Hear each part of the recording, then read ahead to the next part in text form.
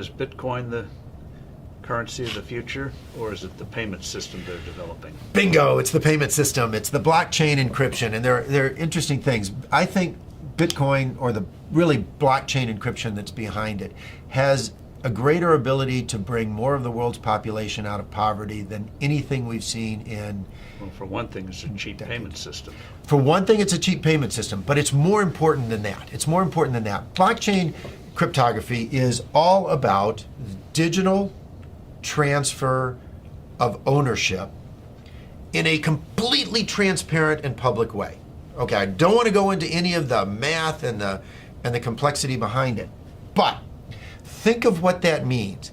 That means that I can actually record ownership in public in a digital means. 50% of the world's population has a mobile phone.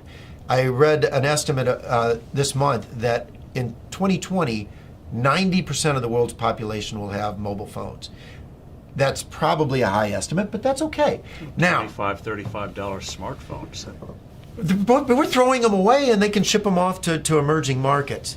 But what's powerful about this, now think about Hernando de Soto. Yes. Okay, the Institute for Liberty and Democracy in Peru. I really think Hernando de Soto should win the Nobel Prize for the work he's done. I hope he does.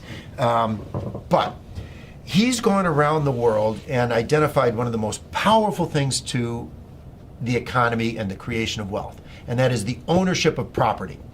Which you can then use as collateral. Which you can use as collateral, and when you own it, you will develop it. You will, the best thing you can do for the environment is to own it, because when you own it, you make sure it's sustainable for your future family. And that's powerful. But they don't have the ability to own it. If you live in a shanty town, you operate outside of the legal economy. It's not that you want to operate outside of the legal economy, but you have no ownership of any property. Although in the neighborhood, everyone knows who owns what. And once you introduce blockchain cryptography, guess what they can do? Have a public ledger of ownership and transfer that cannot be denied, because it's absolutely transparent. It's absolutely transparent. It is the means through which these individuals can get exactly what Hernando de Soto thinks they best need to bring themselves out of poverty. It is so much more profound than that, but at its very basis, it has the ability to give these individuals the right of ownership to property. And that has, more than anything else, the ability to bring them out of poverty. And I can't wait. It'll be adopted elsewhere. I mean, it's such a powerful, blockchain encryption is such a powerful tool. It'll be used by banks, it'll be used by credit card companies. It will become a standard. But what's more interesting is what it can do to poverty around the world, to eliminate poverty. But also, what does that mean, that technology mean for credit card companies and the whole payment system, crazy gobbledygook payment system we have today? Very expensive. Doesn't that blow it away? I hope so. I hope so. I mean, think about it. When there was one manufacturer of phones in the U.S. government, what did we have? This big clunky rotary thing that sat on desks. Now, what do we have? Cell phones of all flavors, sizes. I can sit in Africa and on my cell phone take courses at MIT because they're public record. It's absolutely astounding what happens when you can actually innovate around the world and compete. And what is happening is blockchain cryptography, forget Bitcoin, creates a competitive technology, a competitive innovation that these credit card companies will have to adopt. The ones that adopt it first will bring their cost base down.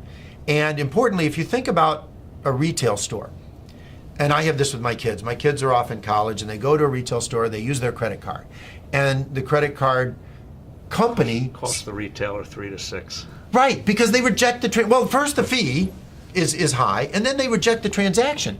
Because why is this card suddenly showing up in some city, some place where I don't live? So it gets cut off. Well, with blockchain cryptography, the buyer and the seller automatically trust each other over an untrusted network. That's what's so powerful about it. A blockchain-based transaction is verified within 10 minutes. It's not verified within 10 minutes for a credit card, which is why 5 to 10% of all transactions are rejected on the spot. It's not verified until often days later. Even a check is not verified for days. And that is completely taken out of the system. So on day one, the retailer's sales go up because they don't have to reject the transaction and they save on the fees. It doesn't really get much better than that if you're looking for a disruptive innovation in any single industry. It's wonderful.